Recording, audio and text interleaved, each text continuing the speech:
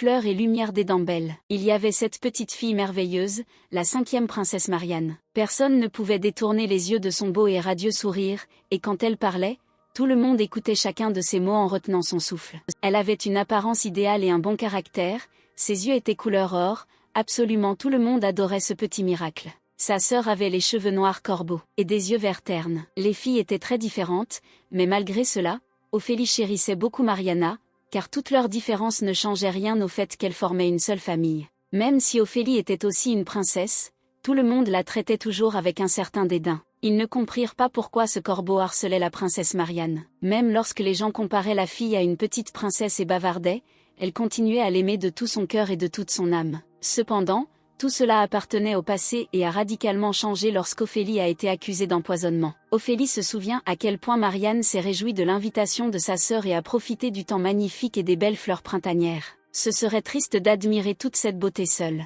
De plus, Ophélie a reçu un nouveau thé en cadeau et a voulu l'essayer avec sa petite sœur. Elle remarqua que quelque chose n'allait pas chez Marianne. La jeune fille laissa tomber son verre, renversant le reste du thé sur la table. Elle a appelé sa sœur de manière à peine audible. Ophélie a eu terriblement peur et a continué à appeler Marianne. Les gens autour ont discuté de ce qui s'était passé. La femme a dit que personne n'aurait pu penser que ce corbeau noir ferait quelque chose comme ça. Mais pour l'homme, au contraire, tout était évident. Après un regard sur Ophélie, il pouvait dire qu'elle détestait la petite princesse et l'enviait.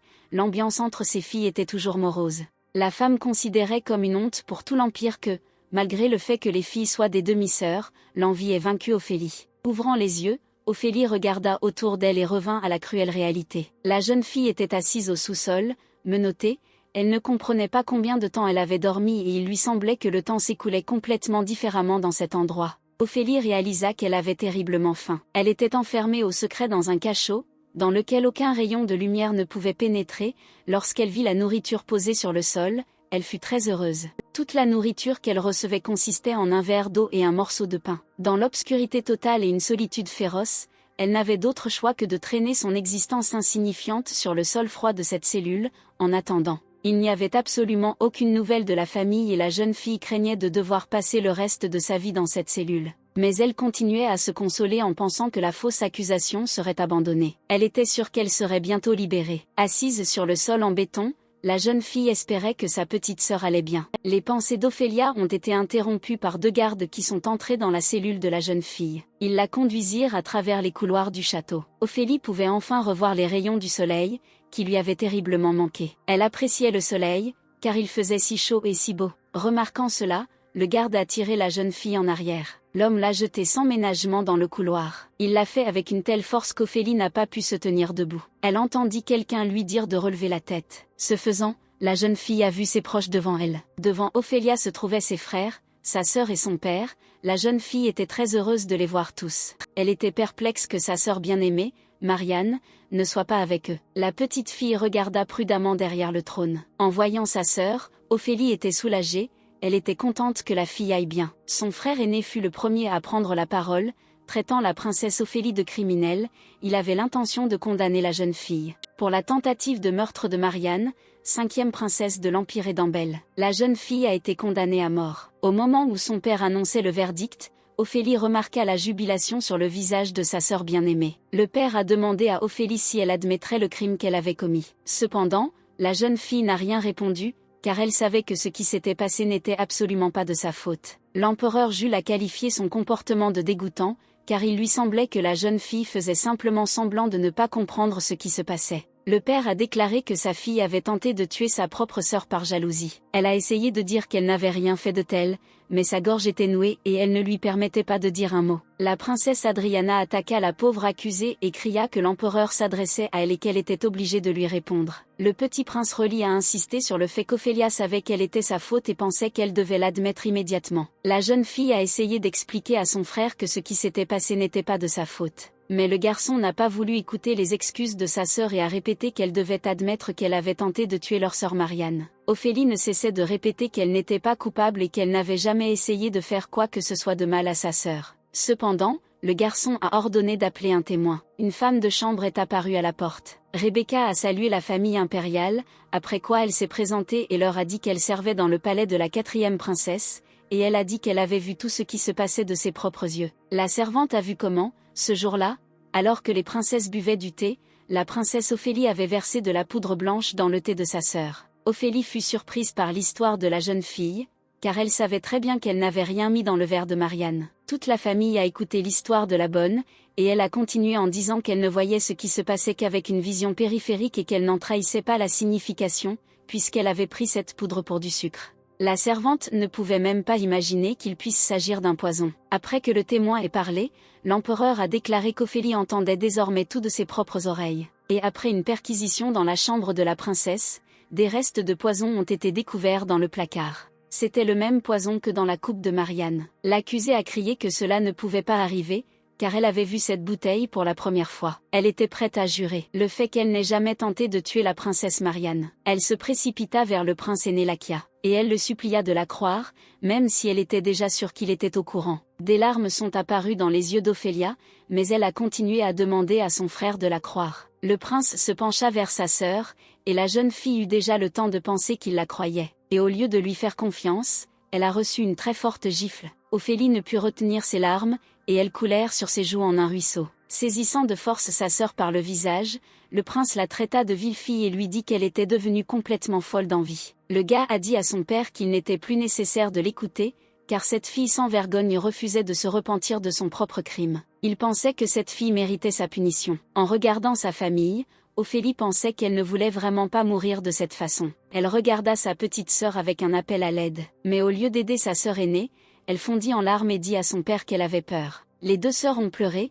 l'une de peur et la seconde de conscience de leur impuissance. L'exécution était programmée et devait avoir lieu dans 4 jours. L'empereur interdisait de donner aux condamnés autre chose que de l'eau stagnante. Le jour même de l'exécution est arrivé, le personnage principal était très inquiet de ces jours, ils ont duré pour elle une éternité. Et maintenant, la jeune fille était déjà conduite au lieu d'exécution. Toute sa famille s'est rassemblée pour assister à sa mort. Ils attendaient ce spectacle assis à une longue table. Ophélie espérait toujours que tout pourrait changer et que l'exécution serait annulée. Cependant, les bourreaux avaient déjà réussi à préparer tout le matériel nécessaire à l'exécution de la punition qui lui était assignée. Tout d'abord, ils lui ont arraché les yeux avec une arme chaude, mais malgré la douleur brûlante, la jeune fille n'a pas fermé les yeux. Aux prises avec la douleur, le personnage principal pensait que absolument personne de la famille ne la croyait, il n'essayait même pas de l'écouter. Elle se tourna vers Silna, la déesse de l'Empire, de la Lune et de la vengeance. La jeune fille se demanda si elle ne lui donnerait pas une chance de se venger d'une telle injustice. Dans ce cas, elle voulait mourir le plus vite possible et elle a demandé à la déesse de ne pas lui permettre de renaître sous forme humaine, afin qu'elle n'aime personne d'autre et ne soit jamais trahie. Il a semblé à la jeune fille qu'il valait mieux vivre sa vie comme une créature banale. Quelque temps après que tout s'est passé, le petit garçon était assis aux pieds de sa mère bien-aimée et enceinte. Il rêvait que sa petite sœur naîtrait tôt, et sa mère lui a promis que l'enfant naîtrait définitivement dans quelques mois. Mais Ezy voulait la voir maintenant. Le garçon caressa le ventre de sa mère, et Ophélie sentait tous ses attouchements, comme s'il la caressait. Il voulait que sa petite sœur naisse le plus tôt possible et il était sûr que tout le monde autour d'elle l'aimerait définitivement. Après son exécution, Ophélie renaît et était destinée à renaître dans la famille impériale. Tout le monde dans le palais a félicité la petite fille pour sa gentillesse et sa gentillesse, mais cela ne les a pas empêchés de parler de quelque chose qui n'allait pas avec la fille. Et tout cela parce que, contrairement à tous les autres bébés, non seulement elle n'exprime pas ses émotions, mais elle n'a pas non plus émis un seul son pendant tout ce temps.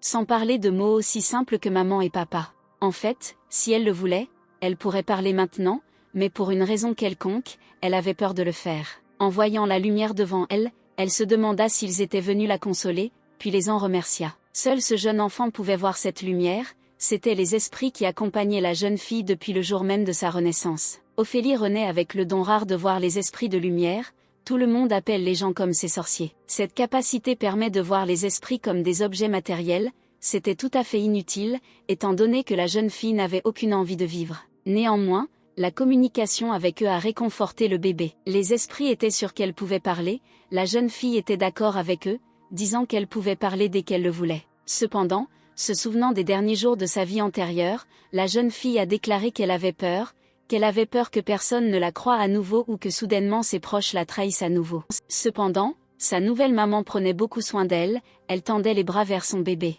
Elle prit le bébé dans ses bras. L'impératrice était sûre que leur Aïcha parlerait certainement bientôt. Sa mère était prête à attendre aussi longtemps que nécessaire. L'impératrice a consacré beaucoup de temps à son bébé, donné à Aïcha amour et soin. La fille était censée fêter son anniversaire bientôt. L'impératrice était sûre que la jeune fille était très intéressée par les cadeaux que Sa Majesté et Son Altesse lui offriraient cette fois. La jeune fille se souvient que lors de son dernier anniversaire, Ezi lui-même avait attrapé un ours et le lui avait offert, et qu'à cette époque il n'avait que 12 ans. L'empereur lui-même a décidé d'honorer l'impératrice et Aïcha de sa présence. En voyant le bébé, il dit avoir vu la lumière de leur empire. Il a contacté sa fille, et en tapotant la tête de la fille, il dit qu'elle avait vraiment beaucoup grandi. L'impératrice était satisfaite de ces paroles de son mari, et elle lui a demandé s'il voulait prendre le bébé dans ses bras. L'empereur, sentant le regard de son fils, lui demanda s'il pensait vraiment qu'Aïcha était si petite que son père pouvait lui faire du mal simplement en la soulevant. Aïcha pensait qu'elle avait certainement entendu dire qu'elle était plus petite que les autres enfants,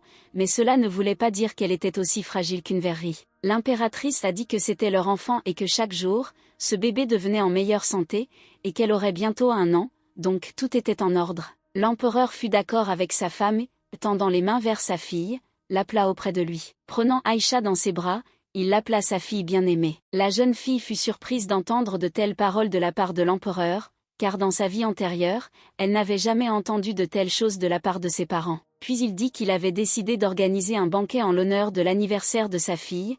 Il était sûr que les gens seraient heureux de savoir que la princesse grandissait en bonne santé. Alors que l'impératrice essayait de connaître tous les détails du banquet à venir et s'inquiétait de la façon dont sa fille y ferait face, car elle était très timide, Aïcha pensait que le banquet en l'honneur de son anniversaire était une idée intéressante. Ce banquet devait durer 1 mois entier. L'impératrice n'en crut pas ses paroles, elle comprit que si le banquet durait si longtemps, les coûts de son entretien seraient trop élevés. Cependant, l'empereur ne plaisantait pas, il croyait que pour l'anniversaire de sa fille, cela valait la peine d'organiser de telles vacances et que l'argent dans ce cas n'avait aucune importance. Il a également noté qu'Ezi soutenait sa proposition. Aïcha était catégoriquement contre un banquet aussi long, le jugeant trop fatigant. Elle n'aimait pas du tout cette idée. La jeune fille croyait que l'impératrice n'accepterait pas une telle proposition. Il n'y avait pas longtemps que l'impératrice Iris était apparue dans le palais, et sa position était assez précaire.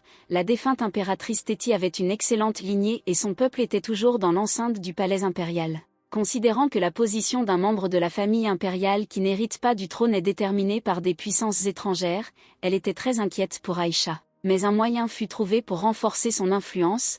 L'empereur décida d'organiser un banquet en l'honneur de sa fille qui dura 1 mois entier, afin que tout le monde connaisse le grand amour de l'empereur pour sa fille. Cela affectera tous les gens du palais. L'empereur annonça qu'il allait inviter les grands-parents d'Aïcha. L'impératrice était très heureuse d'apprendre l'arrivée de ses parents. L'impératrice Iris était la fille du comte Roselle, dont la famille gardait les frontières nord de l'empire. Comme le comte et la comtesse Roselle visitaient très rarement la capitale, il manquait beaucoup à l'impératrice. Le banquet en l'honneur de la jeune princesse étant prévu pour une si longue période, c'était une excellente occasion pour l'impératrice de voir sa famille. Aïcha s'est rendu compte que ses parents étaient complètement différents de ceux de sa vie antérieure. La mère qui lui a donné naissance lui était complètement indifférente, et la seule chose qui intéressait son père était son successeur Lakia. Il y avait aussi une autre personne qui l'idolâtrait, la princesse Marianne. En pensant à tout cela, la petite Aïcha se mit à pleurer comme une enfant. Iris, effrayée, se précipita vers elle, pensant que sa fille souffrait. Aïcha regarda sa mère et réalisa que ce visage exprimait de l'inquiétude pour elle.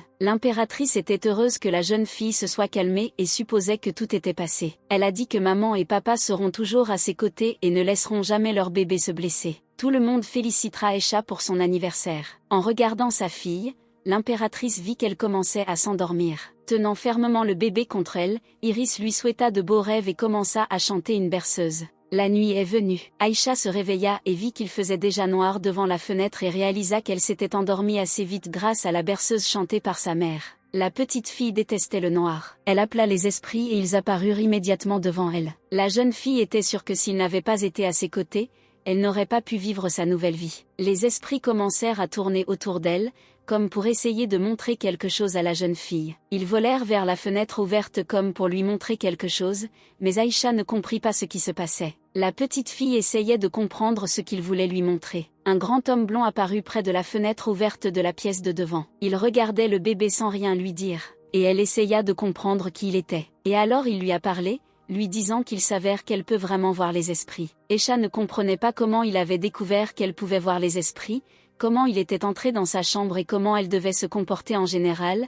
Elle pensait que peut-être elle devrait pleurer pour que quelqu'un vienne à elle pleurer. Elle ne comprenait pas de quoi elle était capable dans le corps de ce bébé. Cet homme a fait signe à la jeune fille de ne pas pleurer, mais plutôt de rester calme. En voyant l'homme s'approcher d'elle, la jeune fille devint encore plus effrayée. En la regardant, pensait qu'elle était une enfant très drôle. Les esprits qui tournaient autour d'elle commencèrent à saluer le roi. La jeune fille ne pouvait pas croire que l'homme devant elle était un roi. Mais ensuite elle réalisa que pendant tout ce temps cet homme ne lui parlait que mentalement. Voyant qu'il avait plongé la jeune fille dans la confusion, l'homme pensa qu'il était probablement venu la voir trop tôt. Touchant son front avec son doigt, il dit à la jeune fille de dormir et d'oublier tout ce qui s'était passé dans sa chambre cette nuit-là. Aïcha a essayé de l'arrêter. Elle réalisa qu'elle avait très fortement envie de dormir.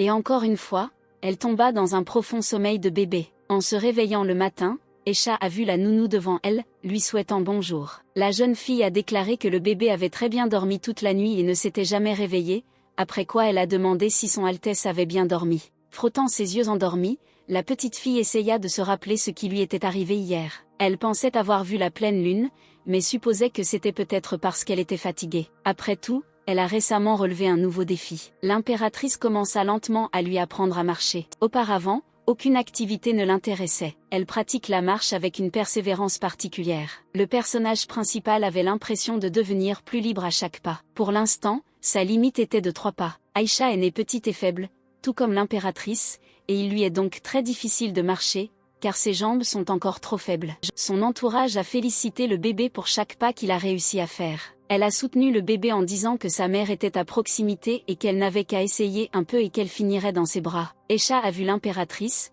qui a continué à lui tendre les mains, et des souvenirs de sa vie passée ont refait surface dans sa tête. Elle se souvenait de sa mère de leur vie antérieure, l'impératrice et d'Ambella. La fille essaya de se rappeler si elle l'avait déjà serrée dans ses bras, et en regardant en arrière, elle réalisa que si cela se produisait, ce n'était que quelques fois dans tout le temps.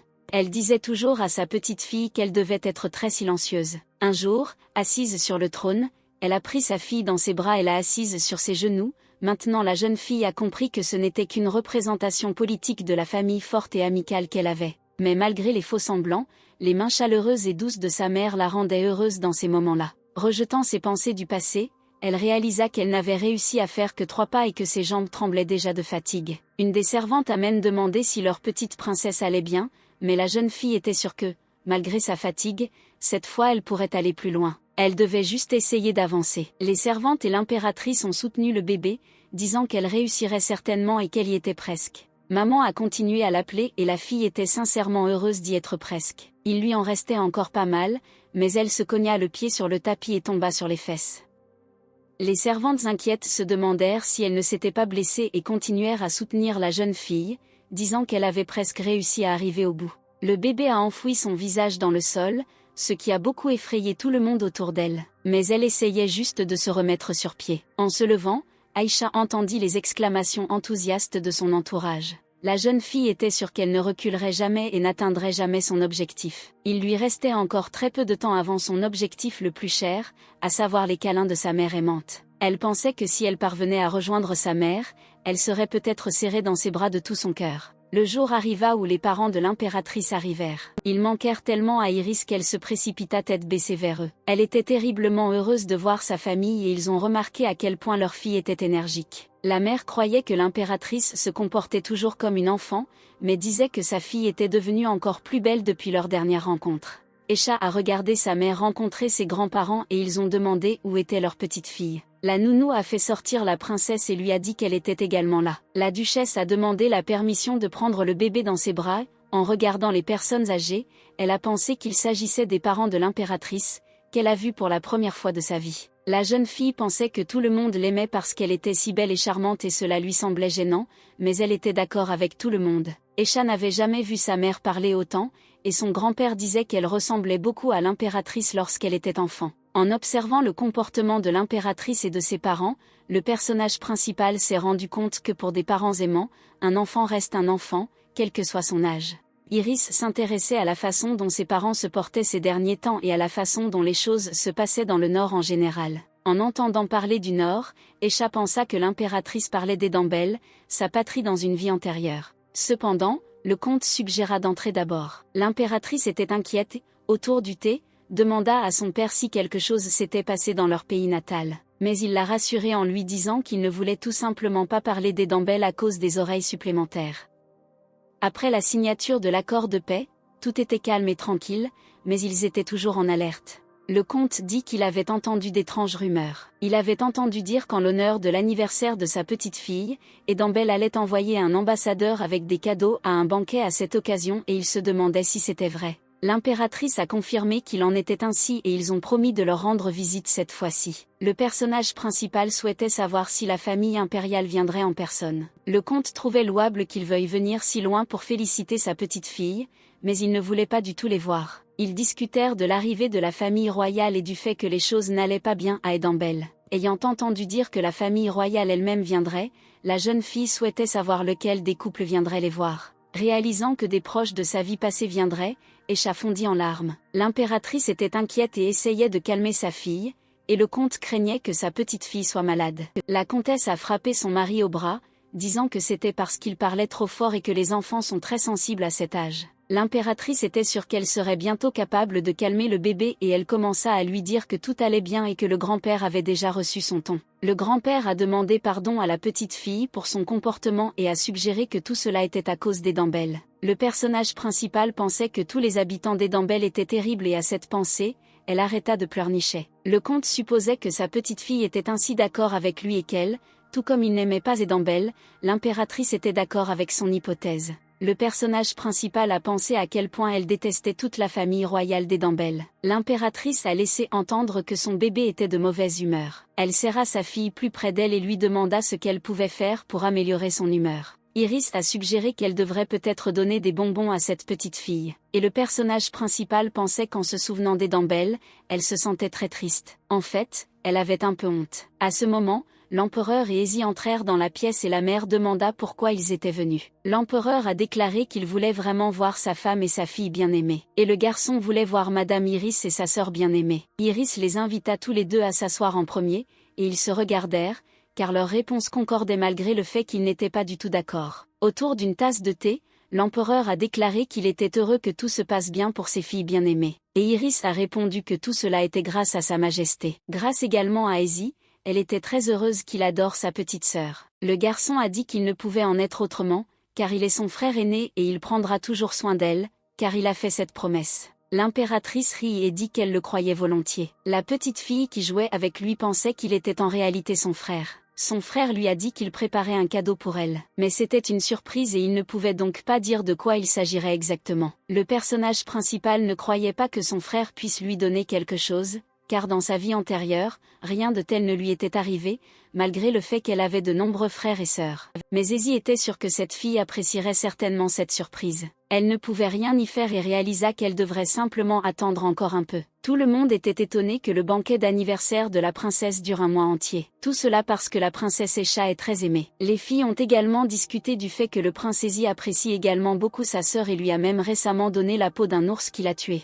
Mais surtout, il s'intéressait à savoir à qui elle ressemblait le plus, à l'empereur ou à l'impératrice. Une des servantes demanda si l'impératrice avait terminé ses préparatifs. Et quand elle a vu sa majesté, elle a dit qu'elle était extrêmement belle. Le premier jour du banquet festif est enfin arrivé. Ce jour-là, Esha a décidé d'apparaître en public pour la première fois et était donc très inquiète, mais sa mère la serrait constamment et lui assurait qu'elle était tout simplement incomparable. La fille touchait son diadème et ne comprenait pas pourquoi il était si léger, elle pensait qu'elle était enchantée. L'impératrice amena le bébé à la fenêtre et l'invita à regarder dehors. En y regardant, la jeune fille a vu des rues et des maisons vides. La jeune fille était surprise que tout le monde organise une si grande fête en l'honneur de son anniversaire. Parce qu'il l'aime beaucoup. Iris a félicité sa fille pour son premier anniversaire. Ils furent interrompus par Ezy entrant dans la pièce. Elle a commencé à féliciter sa sœur, disant qu'elle était si belle, douce et merveilleuse ce jour-là. Il l'a félicitée pour son anniversaire et lui a demandé d'être avec lui pendant encore de nombreuses années.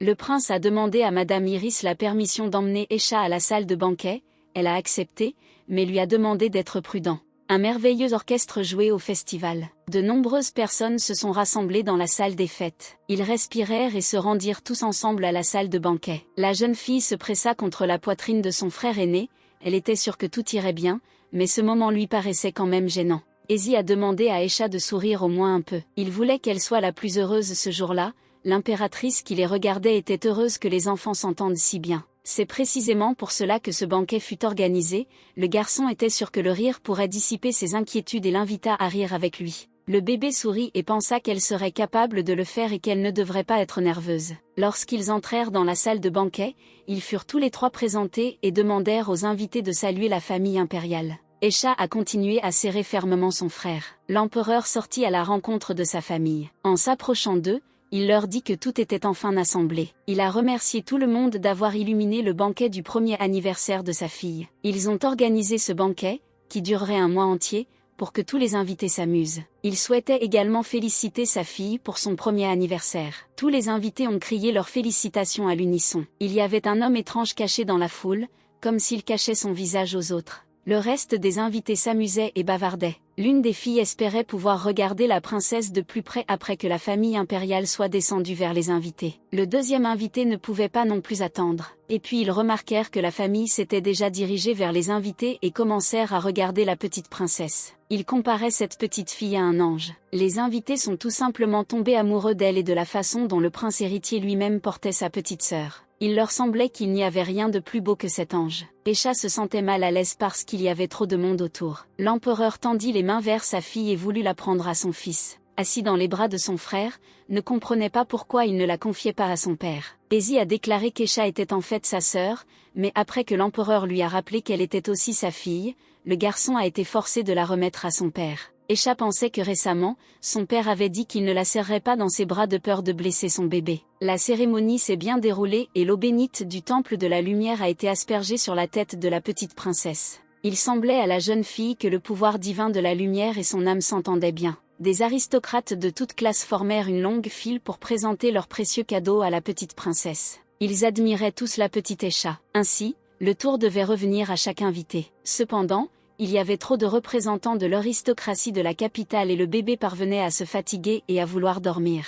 Et il y avait encore des danseurs devant elle, qu'elle devait aussi surveiller. Et puis ils ont présenté l'ambassadeur de l'Empire et d'Ambel. La jeune fille souhaitait savoir de qui il s'agirait et si elle connaissait cette personne. Elle vit des yeux bleus et supposa qu'il s'agissait du frère aîné de Lakia. Le gars a enlevé sa capuche et la fille s'est souvenue que la robe bleue était un élément vestimentaire des magiciens de l'Empire Edenwell. Si l'Empire Elmire était un empire de chevaliers, l'Empire Edambel était alors un empire de magiciens. C'était le fils aîné du duc d'Arsène, qui reçut le titre de plus jeune sage dans la tour des magiciens d'Edambel. Il était également le seul ami d'enfance du personnage principal. Elle avait 14 ans et lui 17. 2 ans se sont écoulés depuis sa mort, il a donc déjà 19 ans. Aisha était assise sur les genoux de son père, complètement perdu dans ses propres pensées et souvenirs, et ses parents ont tiré la sonnette d'alarme, ils s'inquiétaient de savoir si tout allait bien pour leur bébé et peut-être qu'elle était fatiguée. La jeune fille n'a pas réagi à ses parents, elle a supposé qu'Arsène occupait une place importante dans le palais impérial,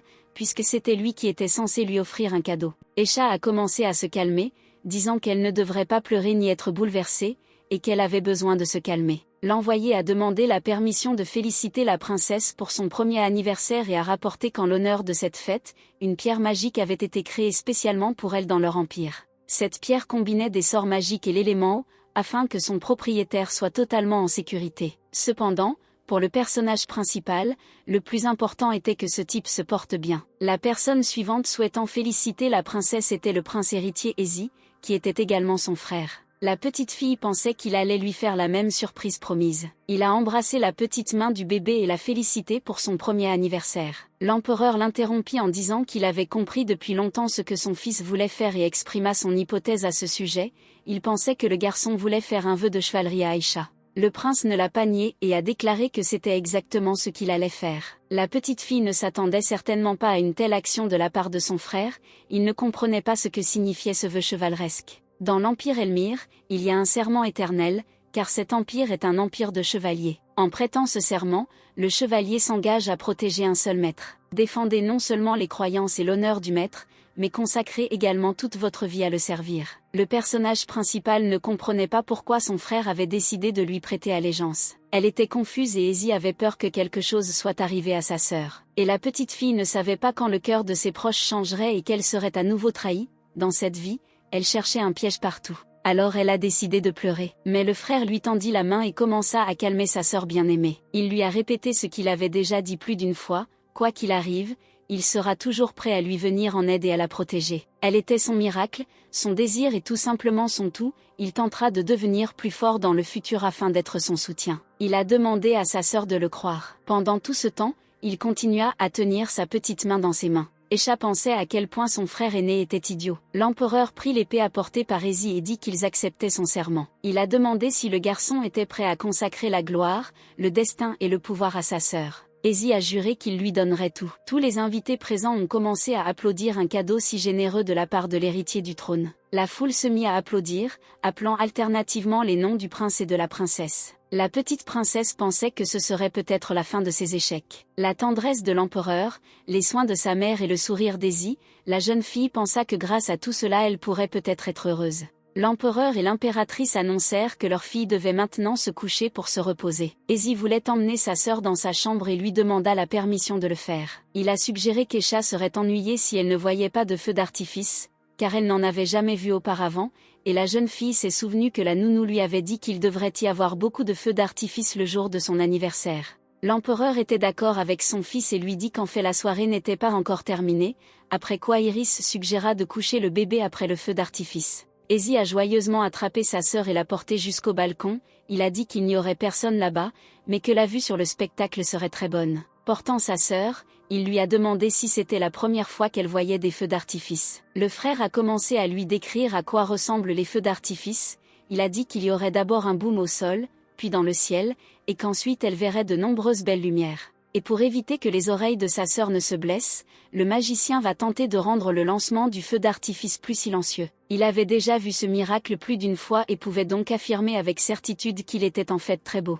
Esha a été très surprise d'entendre parler du magicien, car à Elmira ce n'est pas si facile de rencontrer un magicien, on sentait que l'empereur accordait beaucoup d'attention à cette soirée. Izzy a pointé son doigt vers le ciel et a dit à sa petite sœur de regarder car tout avait déjà commencé. Les enfants ont vu un magnifique feu d'artifice exploser dans le ciel. Ils étaient tous deux émerveillés par sa beauté. Il a continué à montrer à sa sœur les directions dans lesquelles les feux d'artifice étaient lancés, et ils ont tous deux apprécié ce magnifique spectacle. Pendant la pause entre les plans, le garçon regardait sa sœur et lui disait qu'elle était charmante. À ce moment, il sembla au personnage principal qu'elle pouvait commencer à parler. Probablement parce que désormais sa voix sera noyée dans le bruit, ce qui signifie qu'Izzy n'entendra pas ses paroles. Esha a appelé son frère par son nom. Puis elle a eu peur que son frère ait entendu quelque chose et a suggéré qu'elle devrait probablement dire rapidement ce qu'elle avait en tête. La princesse ne comprit pas pourquoi tout était devenu si calme. Izzy se tourna vers sa sœur et lui demanda si elle venait vraiment de prononcer son nom. Le garçon n'en revenait pas et répétait sans cesse que la petite fille l'appelait par son nom. Esha regarda son frère aîné en souriant et pensa qu'elle essayait seulement de prononcer son nom, mais il était si heureux qu'il ne put retenir ses larmes. Izzy était trop occupée à essayer de persuader sa sœur d'essayer de répéter cela au moins une fois de plus et n'a pas remarqué à quel point les parents effrayés les abordaient, ils ne comprenaient pas du tout ce qui arrivait à leurs enfants. La princesse ne comprenait pas pourquoi son frère l'aimait tant, et pendant ce temps, il ne pouvait pas faire face aux émotions déferlantes et ne pouvait pas relier correctement deux mots afin d'expliquer à ses parents ce qui s'était passé, alors l'impératrice lui a dit de réfléchir profondément. Respirer et réessayer. Esha ne comprenait pas pourquoi elle ouvrait son cœur à ces gens si facilement, mais elle savait une chose, maintenant elle pouvait parler. Et la jeune fille a décidé d'appeler l'impératrice, en appelant sa mère. Iris avait du mal à croire ce qu'elle entendait, elle était incroyablement heureuse que le bébé ait enfin parlé. L'empereur se précipita vers sa fille et lui demanda de l'appeler également. Le personnage principal a souri et a dit doucement à papa. L'empereur satisfait prit son bébé dans ses bras et lui dit que tout était ainsi, qu'il était son père. Izzy était si heureux que sa sœur soit la première à l'appeler par son nom que ses larmes de bonheur ne cessaient jamais. Esha a finalement accepté que ces personnes soient sa vraie famille. Arsène se leva et observa tout ce qui se passait sur le balcon en contrebas. Un homme s'est approché de lui par derrière et lui a demandé ce qu'il regardait avec autant d'attention. C'était un maître de la magie. Il a dit que cette famille vivait dans le chaos, mais qu'elle profite désormais de jours paisibles. Arsène craignait que quelque chose de terrible n'arrive si quelqu'un entendait l'homme. Mais l'homme était sûr que rien ne pouvait lui arriver, car ils étaient au cœur même de l'Empire, et d'ailleurs, ils ne disaient absolument rien de tel. Cependant, Arsène pensait qu'il valait mieux toujours surveiller ses paroles. Après tout, insulter la famille impériale est un crime grave. Arsène ne comprenait toujours pas la raison pour laquelle Ophélie était morte. S'il l'avait su à l'avance, il aurait essayé de faire quelque chose. Il était sûr que dans ce cas, il pourrait au moins l'aider d'une manière ou d'une autre. Cependant, lorsque le gars l'a découvert, il était déjà trop tard. À chaque fois que je me réveille, ce jeune homme voit Ophélie. Il la voit sourire si clairement. Les larmes coulèrent sur les joues d'Arsène et il dit qu'il ne pourrait jamais pardonner à la famille impériale. Mais le maître lui a dit de se calmer et de se ressaisir. Essuyant les larmes de son visage, le gars a admis au maître qu'il voulait enquêter sur la mort de sa petite amie. Il était déterminé et voulait découvrir la vérité. Le maître a dit que le gars pouvait faire ce qu'il voulait et a promis de l'aider dans ses efforts. Le joyeux Arsène a remercié l'homme pour cela. Et l'homme a dit que si ce type veut le remercier, il ne devrait pas oublier l'entraînement et devrait masser les épaules du maître tous les jours. Arsène était heureux de recevoir l'approbation du maître. Après le départ du maître, le gars a de nouveau regardé le balcon vide. Et j'ai pensé à une petite fille qui s'appelle Escha de Elmire. Il est déterminé à réaliser ses projets. Il remit la capuche de sa robe et suivit le maître. 6 années entières se sont écoulées depuis le premier anniversaire de la princesse. Le bébé était assis à l'ombre d'un arbre et s'occupait de ses propres affaires. Quelqu'un l'a appelée et elle s'est retournée. Frère satisfait et criant, elle eut envie de sauter et de courir à la rencontre de celui qui l'appelait. Mais il l'a devancée, en s'approchant de sa sœur, il lui a dit qu'il était venu. Le prince s'assit à côté de sa sœur et lui demanda quel genre de livre elle lisait. Elle lui montra la couverture du livre et il fut surpris par ce qu'il vit, c'était l'histoire de la formation des langues anciennes et les principes abstraits de leur développement. Il lui rappela que sa petite sœur n'avait que 7 ans et qu'il était trop tôt pour qu'elle lise des livres aussi sérieux, mais elle se contenta de rire en réponse. Ezi considérait sa sœur comme une fille très intelligente. Les saisons continuaient de changer et c'était déjà le 7e printemps depuis la naissance d'Escha. Cette jeune fille a finalement décidé d'ouvrir son cœur à une nouvelle famille. Dès l'âge de 3 ans, Escha a commencé à démontrer ses capacités. Elle s'approchait très souvent de sa mère et lui disait qu'elle voulait lire un livre. Ainsi, elle commença à apprendre les lettres, ou plutôt à faire semblant de les apprendre. La réaction de la famille a été explosive. Un jour, Ezi courut chez l'impératrice, montrant les notes de sa sœur, lui dit qu'elle était un génie. Même à ce moment-là, elle pourrait écrire son nom. Elle a aussi appris à écrire à maman et papa. Après cela, la petite fille a progressivement commencé à étudier la langue Elmira. J'ai lu des contes de fées et j'ai récemment commencé à étudier les langues anciennes. Elle s'intéressait particulièrement aux livres sur les esprits. Étant donné que les esprits avaient disparu depuis longtemps, il était difficile de trouver des documents, même dans la bibliothèque impériale, mais dans les temps anciens, il en existait de nombreux autres types différents. Et la jeune fille a suggéré qu'il était possible d'obtenir des informations sur les esprits en étudiant les langues anciennes. Comme Escha n'était pas le successeur du trône impérial, elle craignait de montrer des capacités trop exceptionnelles, mais elle pensait qu'elle devait rester au lit si longtemps et qu'elle pourrait enfin étudier quelque chose. La fille pensait que c'était excitant. L'héritier du trône aurait dû se méfier d'un membre de la famille impériale qu'on qualifiait de génie, mais la jeune fille était sûre que son frère n'était pas comme ça. Il occupait une position très stable dans le palais et était aimé et respecté de tous. Le frère ramena mentalement Aïcha au présent et lui demanda si elle préférait lire des contes de fées au lieu de tous ces livres sérieux. En regardant son frère, la jeune fille réalisa qu'il avait beaucoup changé. Il grandit et sa voix devint plus grave. Ezi regarda sa petite sœur et lui proposa de lui faire la lecture. Elle a ri et a dit qu'elle avait lu tous les contes de fées il y a longtemps, mais elle s'est dit que c'était son visage qui avait le plus changé, maintenant il était devenu encore plus attirant. Dans ce cas, il lui a suggéré de se mettre à la peinture, disant qu'il pouvait dessiner des lapins très mignons. La petite fille a ri encore plus fort et lui a demandé si elle pouvait dessiner un lapin plus mignon que son frère. Elle aimait se moquer de lui, c'était une activité amusante. En fait, il n'y avait qu'une seule raison principale pour laquelle Escha voulait étudier les esprits. C'était la revanche de l'Empire Edambel. Heureusement, même dans l'Empire d'Elmire, il était possible de découvrir des nouvelles de sa patrie à partir d'une vie passée. Pendant de nombreux siècles, ces empires étaient hostiles et il y a seulement quelques décennies, ils ont commencé à nouer des relations amicales, mais ont toujours montré de l'hostilité et de l'intérêt pour l'un l'autre. On raconte que Marianne était encore vénérée comme une sainte et que Lakia devait bientôt célébrer la cérémonie de couronnement du prince héritier. La jeune fille pensait qu'après sa mort, toute sa famille de sa vie passée vivait heureuse. Les esprits qui sont apparus ont demandé si Escha allait bien. Et la jeune fille s'est rendue compte que lorsqu'elle était princesse d'Edambella, elle ne pouvait pas voir les esprits. Alors maintenant, lorsqu'elle décide de se venger de la famille impériale, les esprits deviendront son atout. Escha ne comprenait toujours pas ce qui s'était passé alors. et que signifiaient les yeux brillants de Mariana. La jeune fille était assise à côté de son frère, tenant dans ses mains un livre qu'elle avait déjà lu et qu'elle ne pouvait échapper à ses pensées et à ses souvenirs. En regardant sa petite sœur, Izzy dit que parfois il lui semble qu'elle est beaucoup plus âgée que lui. La petite fille regardait son frère et ne savait que répondre à son hypothèse. Cependant, il n'attendit aucune réponse de sa part et supposa qu'il ne faisait probablement que l'imaginer. Tout cela parce qu'Esha était si brillante, mais la fille a ri et a dit que son frère était aussi très intelligent. Elle avait entendu dire que dans leur empire, personne ne pouvait égaler ses compétences avec une lance, et qu'il s'entraînait également quotidiennement. Esha a suggéré d'entrer dans le château car il y avait un peu de vent dehors. Mais il lui dit que tout allait bien et lui demanda de compter sur lui si elle traversait une période difficile. La jeune fille le regarda et lui promit qu'elle ferait exactement cela. Un peu plus tard, de retour chez elle, la jeune fille ne comprit pas ce qui se passait dans le château. Absolument tous les domestiques étaient occupés à mettre les choses en ordre. La petite fille a demandé à sa nounou ce qui s'était passé, et elle répondit que l'impératrice était rentrée chez elle et qu'elle attendait la princesse chez elle. Dans l'empire d'Elmire, un grand événement avait lieu chaque saison, comme la fête du printemps, le solstice d'été, les concours de chasse en automne et le festival du Nouvel An en hiver. Une semaine avant et après la fête, des offrandes sont faites à Dieu et chacun se prépare activement pour la célébration. Puisqu'il s'agit des événements les plus importants de l'année, le palais impérial s'y prépare avec beaucoup de diligence. Par conséquent, l'impératrice était toujours occupée à les préparer, la fête du printemps allait bientôt arriver, ce qui signifiait que la mère du personnage principal était à nouveau très occupée par les préparatifs. En entrant dans la chambre de l'impératrice, Aïcha réfléchit à ce que sa mère voulait lui dire. L'impératrice était assise à table et buvait du thé. Lorsqu'elle a vu sa fille, elle était très heureuse de la voir et a salué son petit. La fille a couru vers sa mère et lui a dit combien elle lui manquait, après quoi elle lui a demandé comment elle allait.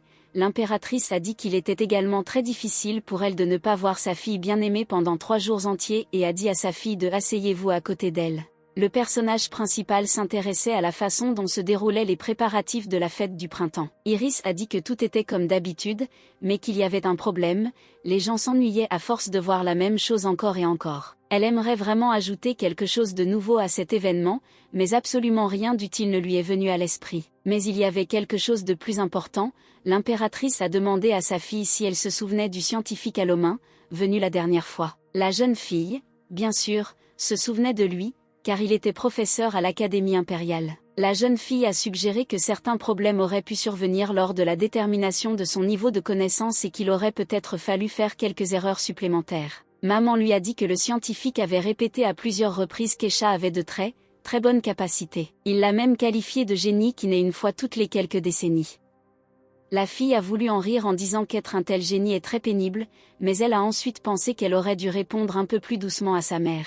L'impératrice a demandé à sa fille ce qu'elle voulait faire à l'avenir. Après tout, elle avait compris depuis longtemps à quel point sa fille était intelligente et se souvenait même de l'admiration de la femme qui était venue enseigner à son petit enfant. Mais après avoir entendu l'opinion du scientifique, elle a commencé à s'inquiéter pour l'avenir de sa fille. Lui et l'empereur étaient prêts à soutenir n'importe quel choix de sa fille si elle voulait faire quelque chose de spécifique. La princesse ne savait pas du tout ce qu'elle devait répondre à sa mère. L'impératrice a déclaré qu'elle était pressée de dire cela maintenant et que sa fille ne devait donc pas se précipiter pour répondre. Elle a ensuite demandé si sa fille aimerait se lier d'amitié avec d'autres enfants lors du festival. Elle a suggéré que de nouvelles connaissances pourraient aider Esha à décider de son futur métier. Esha a demandé à sa mère si elle était sûre que cela ne dérangerait pas son père et son frère, car il lui disait toujours que c'était très dangereux à l'extérieur du palais. L'impératrice promit d'essayer de les en convaincre. Esha était très heureuse de l'offre de sa mère, car elle a toujours voulu avoir des amis. Le soir, assise dans sa chambre, le personnage principal se souvient de la journée écoulée. Elle se souvenait des paroles de sa mère selon lesquelles elle et son père soutiendraient chacun de ses choix et des paroles de son frère selon lesquelles elle pouvait toujours compter sur lui. Elle savait que si elle voulait se venger, elle devrait le faire seule. Elle ne voulait pas imposer un fardeau à sa famille aimante. Elle n'avait donc d'autre choix que de perfectionner ses compétences magiques. Le personnage principal a décidé qu'elle devait se concentrer sur ce qu'elle pouvait faire maintenant. La petite fille est allée à la bibliothèque pour choisir le bon livre. Elle ne comprenait pas par où commencer. Elle était bouleversée et pleurait parce qu'elle ne pouvait pas lire les livres dont elle avait besoin. Après tout, elle n'avait maîtrisé que récemment le niveau initial des langues anciennes, et toute la littérature nécessaire s'y trouvait. C'était difficile, mais elle a réussi à apprendre le vocabulaire de base. Et aussi grâce à la compréhension des principes de formation, il a été possible de tirer une conclusion sur la signification des lettres en regardant leur forme. Toute la difficulté dans le choix d'un livre était qu'il était au niveau débutant et qu'elle ne connaissait que la moitié des lettres. Cependant,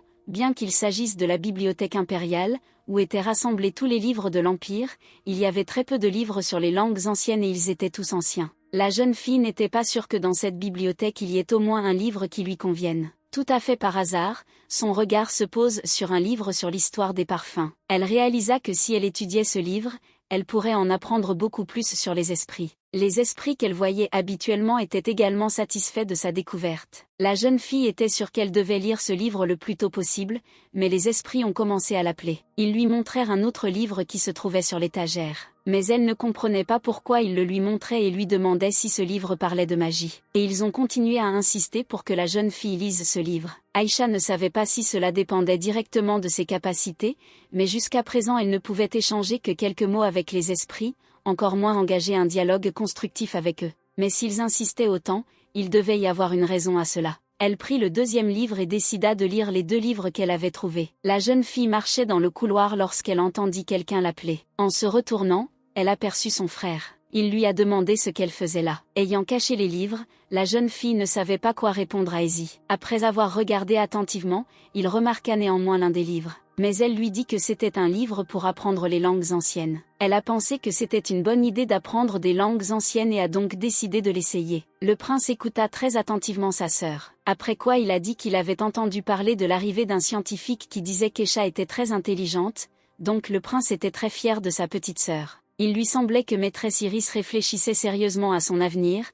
mais la jeune fille n'avait pas besoin de s'en inquiéter. Elle devait faire ce qu'elle voulait et sa famille la soutiendrait certainement. Puis il a dit qu'il avait encore du travail à faire et qu'il devait donc partir. La fille était intéressée par ce à quoi pensait son frère. Elle avait l'impression qu'il devinait qu'elle possédait une sorte de taïga. Mais Aïcha essaya de chasser ses pensées, disant que cela ne pouvait pas arriver. Tout ce qui s'est passé lui a rappelé une sorte de conte de fées. Communication avec les esprits ou sa renaissance après la mort. Elle ne pourra jamais raconter tout cela à son frère bien-aimé. S'asseyant plus confortablement, elle prit un des livres et commença à le lire. Ce livre dit que les esprits ont commencé à se battre les uns contre les autres et, par conséquent, ont beaucoup souffert à cause des sorciers. Aïcha était très intéressée par la lecture du livre. Elle a trouvé tout cela très intéressant. Il semble que les sorciers aient disparu à cause de leur participation à la bataille entre les esprits. Elle n'avait pas assez de compétences pour lire correctement ce livre, mais elle le trouvait quand même très intéressant. Elle n'a rien trouvé sur les personnes capables de voir les esprits dès leur naissance. Aïcha ne comprenait pas qui elle était dans cette affaire. Elle n'avait personne à consulter,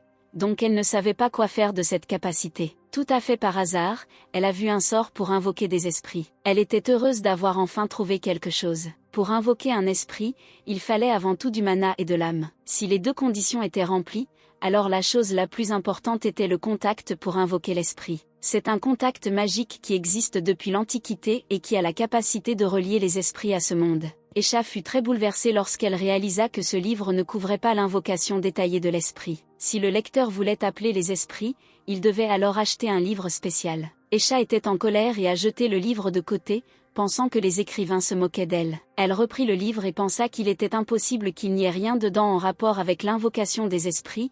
Il était évident pour elle que ce livre avait été écrit par un marchand qui avait fait cela dans le but d'en vendre un autre. Les esprits apparus tentèrent de calmer la princesse. Elle a dit qu'ils avaient raison et qu'elle était simplement très inquiète, même s'il n'y avait absolument rien de mal à cela. Elle avait juste besoin de repos. Mais elle se souvenait du 2e livre que les esprits lui avaient dit de lire. Il n'y avait ni titre ni auteur. Mais peut-être que les informations sur les esprits se transmettaient de bouche à oreille. Dans ce livre, elle a réussi à trouver un contact pour l'appel d'un esprit inférieur. Elle allait essayer une méthode d'invocation qu'elle avait vue plus tôt dans l'histoire des esprits. Il fallait d'abord préparer un contrat pour invoquer l'esprit. De plus, si l'invocateur ne disposait pas de suffisamment de pouvoir magique, il devait alors utiliser une pierre de mana. Et si même dans ce cas il n'y avait pas assez de force, alors il fallait unir ses forces avec un sorcier de haut rang. Et quand le contact sera pris, vous devez mettre la main dessus et dire ce qui suit. Les esprits qui composent toutes choses, viennent donner de la force. Aïcha a tout fait exactement comme indiqué dans le livre. Elle sentait que quelque chose se passait. La tension commença à monter autour d'elle,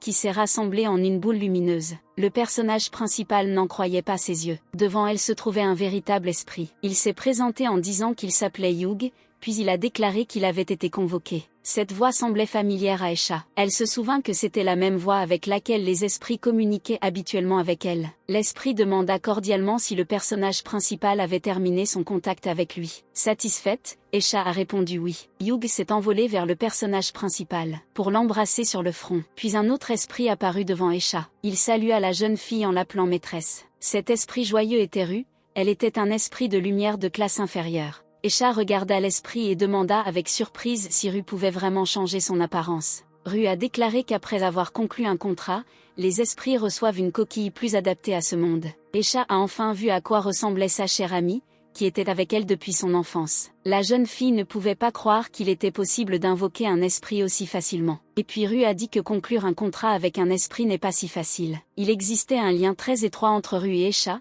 et c'est pourquoi la jeune fille était capable d'invoquer l'esprit avec une telle facilité. Ru était très heureuse que la princesse l'appelle. Esha ne pouvait pas croire que la voix qui résonnait auparavant dans sa tête pouvait maintenant résonner dans ses oreilles et qu'il pouvait parler autant que son cœur le désirait. La princesse se demandait pourquoi Ru ne lui parlait pas normalement auparavant, car elle savait comment le faire dès le début. Il s'avère que les esprits qui ne sont pas invoqués sont les mêmes esprits inférieurs et que, dans leur état naturel, ils ne peuvent pas dire grand-chose. Mais après que la maîtresse ait fait appel à son esprit, leurs âmes se sont connectées et Ru a acquis son apparence actuelle. Elle décida de se présenter à nouveau, disant qu'elle s'appelait Ru et qu'elle était un esprit de lumière inférieure. Esha a également décidé de se présenter, mais elle était sûre que l'esprit connaissait déjà son nom. Ru a confirmé ses soupçons, affirmant qu'elle s'occupait d'elle depuis son enfance. Ru a dit que sa propriétaire était toujours douce et gentille, donc elle était toujours heureuse d'être avec elle, et en plus, Esha était très populaire. Elle commença à parler de la façon dont le roi des esprits de lumière lui-même lui avait rendu visite auparavant,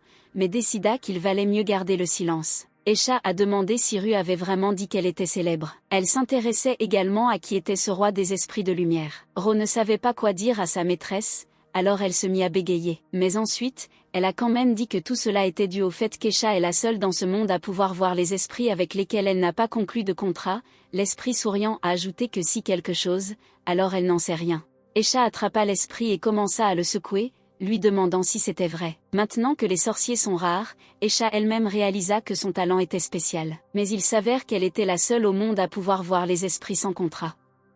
Maintenant, la jeune fille s'intéressait à la manière dont elle pourrait faire appel à des esprits d'une classe supérieure, mais Ru a demandé à la maîtresse de la laisser partir. La pauvre Ru essayait de reprendre son souffle après un tel choc. Elle dit alors que tous les esprits étaient invoqués de la même manière que la maîtresse l'avait invoqué. Vous pouvez invoquer absolument n'importe quel esprit, s'il existe un appelant dont la magie est similaire à l'esprit souhaité. Mais le plus important est de recevoir l'approbation de l'esprit lui-même. Si l'âme est un récipient dans lequel le mana est collecté, alors le mana est l'eau qui remplit le récipient. Plus le récipient est grand et plus il contient d'eau, plus il est facile d'invoquer des esprits d'une classe supérieure. Mais maintenant Esha est encore trop jeune, elle n'a pas beaucoup de pouvoir magique par rapport à son pouvoir mental. Un esprit avec la plus haute compatibilité répond à son appel.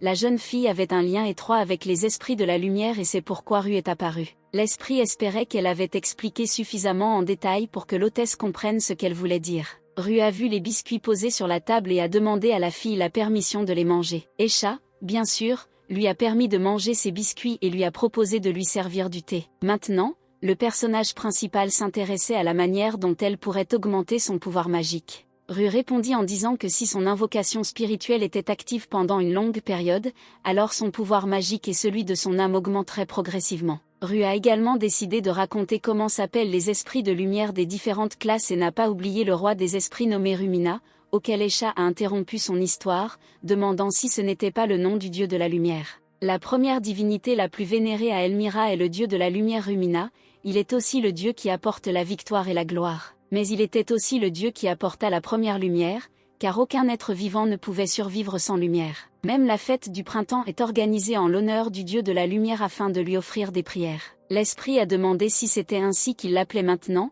et Esha était intéressé par la façon dont il l'appelait auparavant. Ru a dit que son corps est un esprit et qu'il est leur noble roi. Il y a bien longtemps, le monde était encore dans le chaos, le Créateur créait le jour et la nuit. Et des rois spirituels y sont nés. Les noms des rois ont changé, et parmi eux, Rumna était autrefois le souverain du jour et l'ennemi de la nuit, et maintenant il est appelé le dieu de la lumière. Cela ne veut pas dire que tous les dieux sont des esprits, ils s'occupent tous de ce monde car les gens sont souvent confus. Esha a de nouveau invité sa nouvelle amie à boire du thé, et elle a accepté avec grand plaisir. Elle pensait elle-même que Rumina, qu'elle avait toujours considéré comme un dieu, était en fait un esprit et non un dieu. Avec son histoire, Ru a donné à Aisha une idée de la façon dont elle pourrait aider sa mère. La jeune fille s'est précipitée vers sa mère pour lui faire part de son idée. Elle était sûre que l'impératrice serait également ravie d'elle. Et maintenant, inspirée, elle se tenait déjà devant la porte de la chambre de sa mère. En entrant dans la pièce, elle suggéra immédiatement à ses parents d'organiser des vacances pour les esprits à la fête du printemps. Cette journée a été très nuageuse et pluvieuse. Aisha regardait ce qui se passait dans la rue à travers la fenêtre et pensait que la pluie ne s'arrêtait toujours pas. Comme toujours, Ru,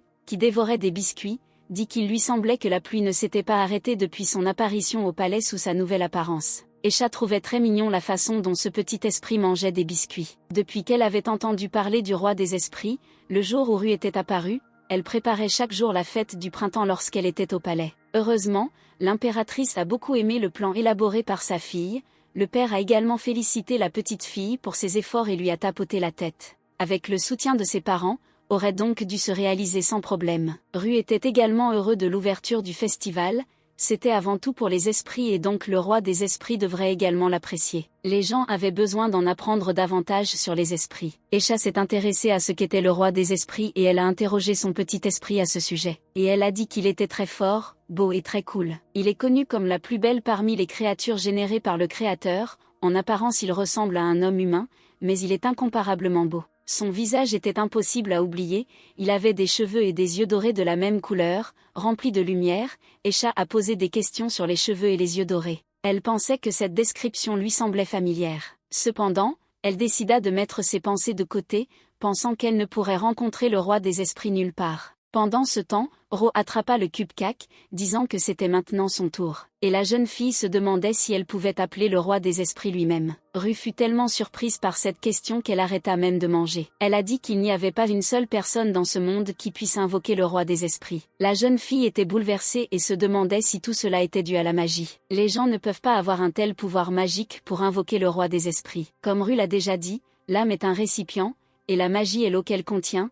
Quelle que soit la taille du récipient, s'il n'y a pas assez d'eau, alors il est impossible d'invoquer des esprits, c'était la règle de l'esprit. La jeune fille se demandait si même si elle ajoutait le pouvoir de la pierre magique, elle n'aurait toujours pas assez de force, mais l'esprit répondit que la pierre magique était secondaire, elle pourrait compenser le manque de pouvoir magique lors de l'appel des esprits du classe moyenne ou supérieure, mais il n'était pas disposé à faire plus capable. Aisha était bouleversée, car elle réalisait qu'un esprit aussi puissant ne pouvait pas être invoqué si facilement. Elle aimait la magie de la lumière et c'est pourquoi elle ressentait une telle proximité. En pensant à la lumière, la jeune fille se souvint de son frère Ezi, elle s'intéressait à ce qu'il faisait en ce moment. La nounou qui entra dans la pièce demanda si sa maîtresse parlait du prince Ezi. La fille lui a demandé si la nounou savait où se trouvait son frère en ce moment, elle a compris qu'il était occupé maintenant, mais pour la première fois il ne s'était pas vu depuis si longtemps et il lui manquait. La nounou a dit que ces derniers temps le prince était très passionné d'escrime et que, alors qu'il s'entraînait sous la pluie, il avait attrapé froid. Aisha fut surprise. J'apprends que mon frère a un rhume. Elle s'est intéressée à la gravité de la maladie de son frère et la nounou s'est rendue compte qu'elle avait tout révélé, car c'était un secret. Aisha a couru vers la nounou et lui a demandé si elle ne pouvait vraiment pas se renseigner sur la maladie de son frère bien-aimé. Mais la nounou a dit que le prince Ezi lui-même lui avait ordonné, car si la princesse lui rendait visite et attrapait froid, ce serait très grave. La jeune fille était indignée, car il lui rendait toujours visite et il ne se souciait pas du tout de tomber lui-même malade. Mais elle était encore plus bouleversée qu'avant et a dit qu'elle n'irait pas chez son frère puisque c'était un secret. Aisha détestait quand son frère lui cachait quelque chose. Elle se demandait si son frère ressentait la même chose. Après tout, il voulait aussi qu'elle lui donne des conseils et il pouvait compter sur elle. Parce que peu importe à quel point c'était difficile, elle voulait être forte. Dans ce cas, elle a décidé de lui écrire une lettre. Aisha n'avait jamais écrit de lettre à son frère auparavant. Elle voulait parler de ses sentiments. Peu importe ce qu'Ezi pensait d'elle, elle voulait aussi être forte pour lui. Il n'y avait donc pas lieu de s'inquiéter outre mesure. Pendant ce temps, Ezi était allongé sur son lit dans sa chambre. Il était très malade et avait très mal à la gorge. Sa température n'a pas baissé du tout. Il réalisa finalement qu'il devait arrêter de brandir son épée sous la pluie. Le gars assis près de son lit ne comprenait pas du tout pourquoi il faisait ça. Ezi répondit qu'il faisait cela afin de pouvoir manier une épée à tout moment et par tous les temps. Le gars a demandé si le prince se sentait très mal. Et il a répondu,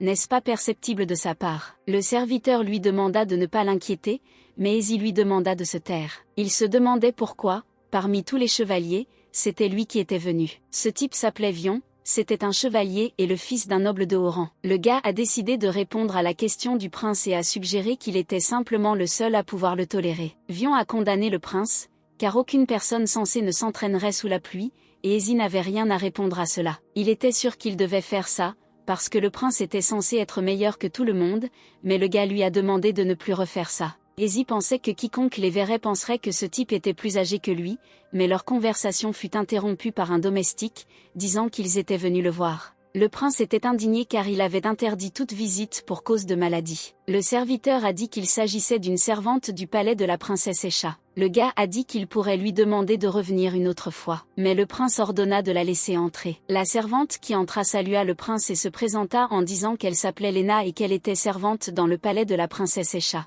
Rien de spécial ne s'est produit, mais la princesse a ordonné que cette lettre soit remise au prince héritier Ezi. Ezi fut surpris que sa sœur décide de lui écrire. Il demanda à nouveau si sa sœur elle-même avait écrit la lettre et si elle l'avait fait juste pour lui. Léna a répondu que c'était exactement comme ça que ça s'était passé. Il était heureux que sa sœur elle-même lui écrive cette petite lettre. Il est dit frère Ezi. Commençant à lire la lettre, le prince fondit en larmes et Vion lui demanda de ne pas forcer, car la température pourrait monter. Ezi a dit que la pièce était trop bruyante et a demandé à Vion de se détourner et a permis à Léna de repartir. Dans la lettre, son bébé s'intéressait à son bien-être. Elle a décidé d'écrire cette lettre lorsqu'elle a découvert que son frère était malade. Elle savait qu'il travaillait toujours dur et lui a demandé de ne pas en faire trop.